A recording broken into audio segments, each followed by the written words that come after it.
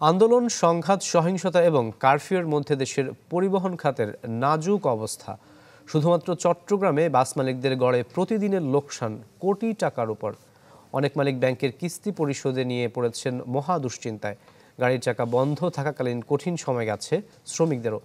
জ্বালাপোড়ার মধ্যে কি পরিমাণ ক্ষয়ক্ষতি হয়েছে তা নিরূপণে কাজ করছে মালিক ও শ্রমিক সংগঠনগুলো। বিজলি কেবলস যে কোনো স্থাপনার বৈদ্যুতিক সংযোগকে রাখে নিরাপদ। বিজলি কেবলস, নিরাপদ আজীবন। কোটা সংস্কার আন্দোলন ঘিরে অবরোধ, শাটডাউন, তারপর সংঘাত, সহিংসতা এবং সবশেষে কারফিউ। সব মিলিয়ে চট্টগ্রাম থেকে ঢাকা সহ দূরপাল্লার রুটগুলোতে যান চলাচল বন্ধ ছিল এক সপ্তাহেরও বেশি। বাসের চাকা ঘোরেনি, তাই প্রতিদিনই বেড়েছে লোকসানের পরিমাণ। টাকার অঙ্কে যা কোটি টাকার উপর।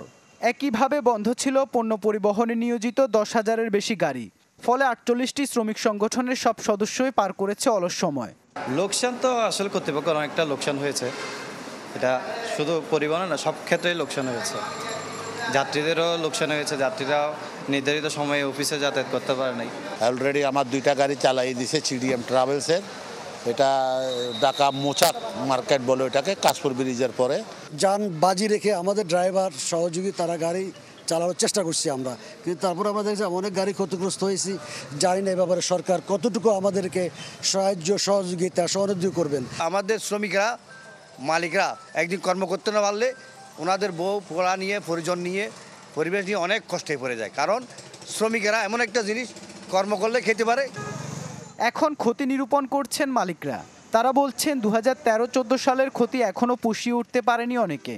এর মধ্যে নতুন সংঘাত, সহিংসতার মধ্যে পড়ে এবার লোকসানে অনেকেই পরিশোধ করতে পারবে না গাড়ির ব্যাংক ঋণ। যাদের ইনস্টলমেন্ট শোধ করতে পারবে না, একটু এখানে যাতে সহযোগিতা দেয়। সহযোগিতা বলতে একটু সময় যাতে কোম্পানিদেরকে একটু বর্ধিত করার জন্য বা একটু সমনীয় বজায় রাখার জন্য সুযোগটা প্রদান, সময়টা প্রদান। আবার যদি সচরাচর হয়, ওই সচরাচর হওয়ার পরে যাতে আমরা নিজেরাই দিয়ে দিব। চট্টগ্রাম থেকে দেশের বিভিন্ন প্রান্তে শতাধিক রুটে দূরপাল্লার বাস ছাড়ে প্রতিদিন প্রায় 8 শতাধিক।